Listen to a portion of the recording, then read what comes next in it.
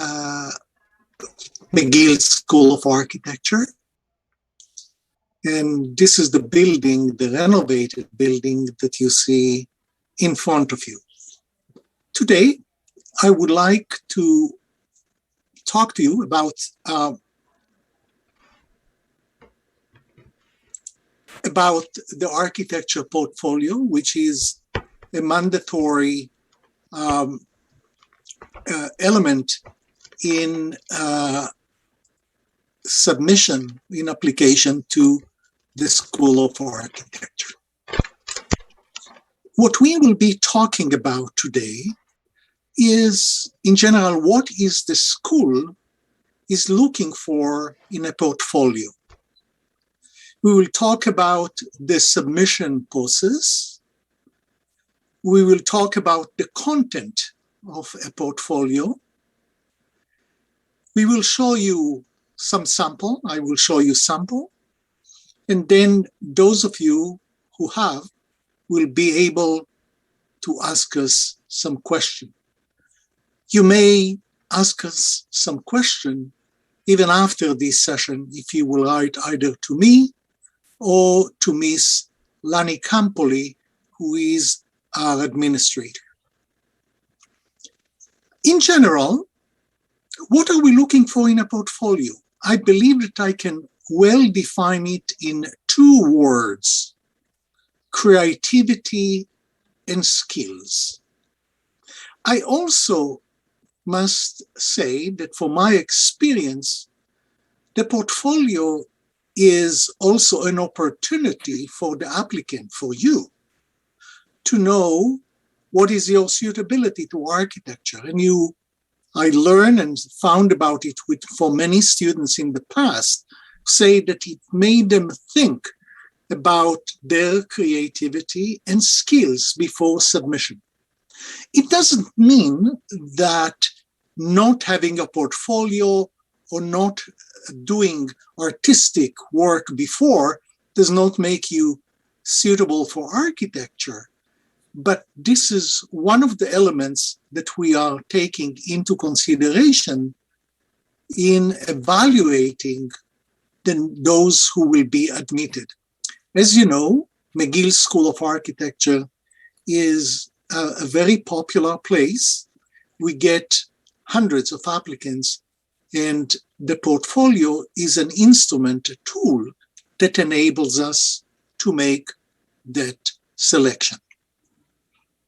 In general, I believe that when we look into portfolio, we are asked the following questions. Are you creative? Do you have some basic needed skills? Now, what happened is that when you start to study architecture, as you will appreciate, you need to have some skills. And this might be drawing, photography, and so on. If you find out that you have already some, it is fantastic. We also ask if you done creative work using different media. We also want to know, well, if you were exposed to creative work by others. Did you travel to see them or photograph them? Do you know how to organize and present your work, which we find is one of the elements that is highly important. Now, another issue is how does the package look like? And a good portfolio is one that have about 10 pieces of work. The number 10 is an ideal number. Once again, we are not bin counters, but it is one of the most important elements to bear in mind. 10 pieces of work. You would like to see that you demonstrate creativity in several media, not one. There are people who submit only beautiful photography, We would like to see more than one medium. Selection of the work is also highly important, because when you have a good eye for selection of elements, you have a good eye, period. And then we are looking for material that is well organized, well presented, and well explained. I have been checking for portfolios for many years, and I can tell you that if those who plan to send some things in an envelope, sort of not collated together, not put in an organized fashion, will not appreciate those type of submissions. I apologize about the lines, the text that you will see in the following slides, but we would like to talk to you about how to submit. The information that you are about to see is presented and listed on our website. You must upload a portfolio of your work as a PDF document to your Minerva file by March 7. Note that hard copy of your portfolio will not be accepted. We are not geared or organized to have a large number of hard copy looked at. The detail of how to prepare and submit is listed in the address that you see below. As for the detailed portfolio instruction, it must be submitted in color if you have colors in your portfolio, of course. It should be letter size, 8.5 by 11, or if you send it from a metric nation, A4. It has to be a PDF document in landscape orientation or even profile, which is fine. In other words, say here landscape, but I believe that if you make it in a profile, it will also be accepted. Again, 10 pages, the ideal number, and this is not including the covers and perhaps even table of content. Your full name and ID number must be noted on the cover of first page.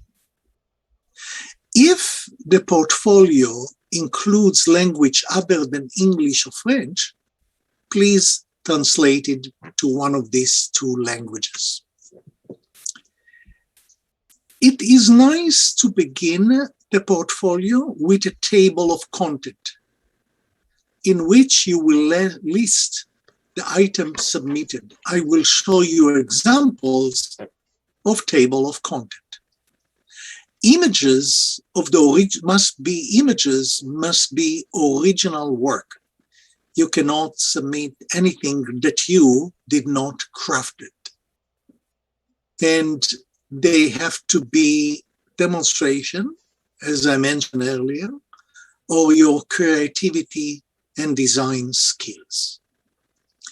This includes, but is not limited to, images of freehand sketches that you have done by hand, paintings, sculpture, architectural and industrial design. Industrial design might be that if in one of your courses you did a chair design, any other item, please submit it. Photography, technical drawing, digital or physical model making, and build work. If you did work on computers, using software, you are welcome to submit it. Each image or sequence of images should be identified with captions that clearly explain the context of the work. Caption is important. We need to see what it is, how did you do it, and so on. Now, the caption need to include a title, the date, when did you do it? If you took a sketch of a place or submit a photograph, you will note the location. The size of the original and media use should all also be listed. There are cases where you have a large piece of work, you take photograph on that, and you want to show where it was taken. I will show you an example to that effect. Whether the work is a product of self-directed study or an assignment in an academic course. You may have taken course in a community center or in your CJEP or school. Please tell us where it was done. Now, if you did take it in a course, please name the course and the institution in which you did it. As I pointed out earlier, it must be original work. It is an honor system. Everything needs to be the fruit of your talent. We need to have links to, if you send, you would like us to see a video or animation that you have done, please send us a link. We really don't promise to see it, but we might, and therefore we would like that it will be accompanied by 4 to 6 still images. Images, whether freehand sketches of photography, can be done by looking at interesting building near your home, which you will sketch and send us. Sketches of buildings are very welcome, and as you know, it will be part of your work in the School of Architecture. Any other material that provides evidence of your creativity, verbal and graphic communication skill will be most appreciated. In other words, people often ask me, do I really need to limit myself to the 10 items? Some people, their creative skill might be verbal. They may have written some poetry, or any other creative elements that does not fall into the category of those 10 items that you will put in a portfolio. Please, we are allowing 2 additional pages for these items. Let me take you now to a few samples that demonstrate what portfolios that were submitted to the school in the past.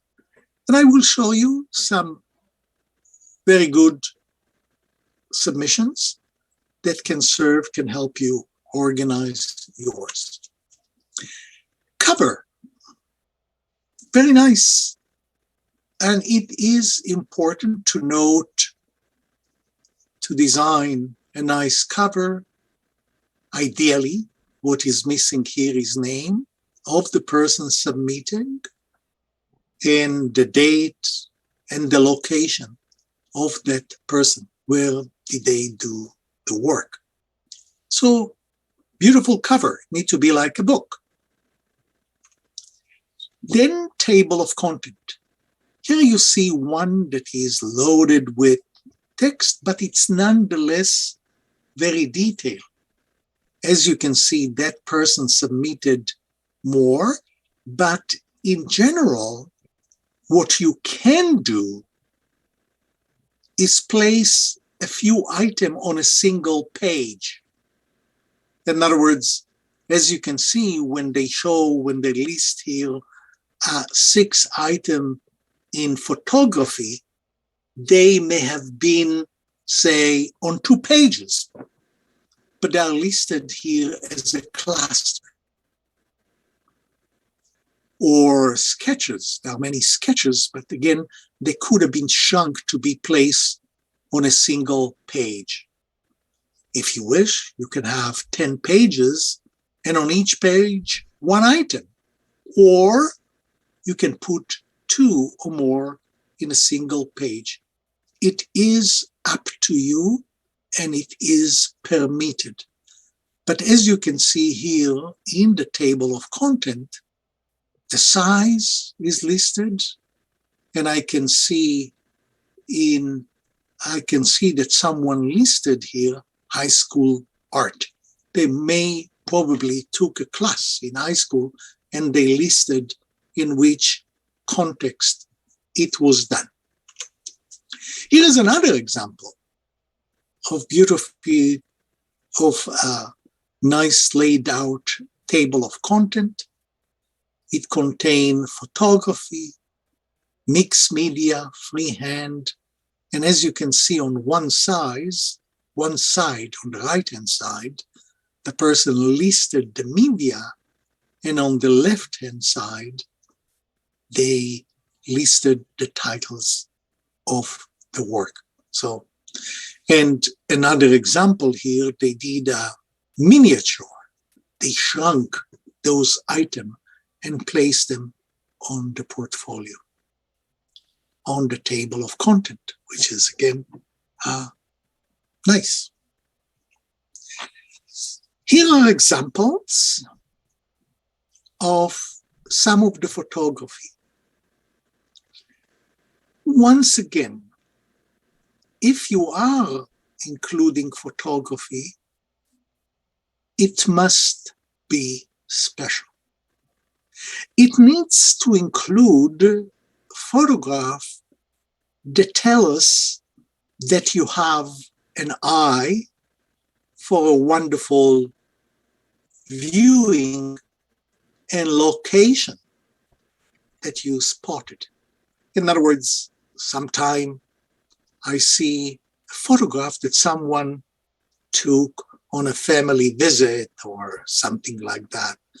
Again, photography as an expression of your skills also need to be very special. It need to be unique and show us your creative ability to spot these unique elements. And this is something that you can witness, that you can see in that portfolio. You can see that somebody came to a place at a special moment, at a special time, to take this photograph with special light. Here is another example, and this is a box. Somebody did some design with a box, and they did some work, looking and shaping the box in a certain way. Or you can see that they created something to put sticks in on the bottom. Again, there is something that shows that that person has good hands, creative skills to create these beautiful items. Here is some more photography. You can see a sculpture by Calder at the top and 3 other submissions at the bottom. Here, the person decided to include them in black and white because that person recognized that it has a nicer artistic effect. Today, with computer, changing to black and white is very simple. And this is again demonstration of that person's skill, that that person decided that a better way to show things will be in black and white. Here is a hand drawing. You probably are familiar with the work of the artist Escher, but inspired by Escher, this person created his own variation on the themes that are so common in Escher work.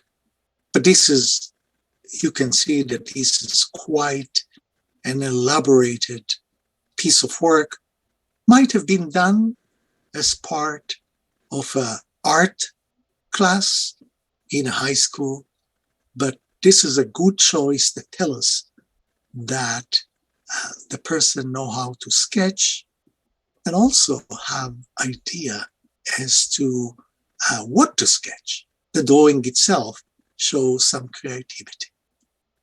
And again, it is using pencils. It is the means of creativity.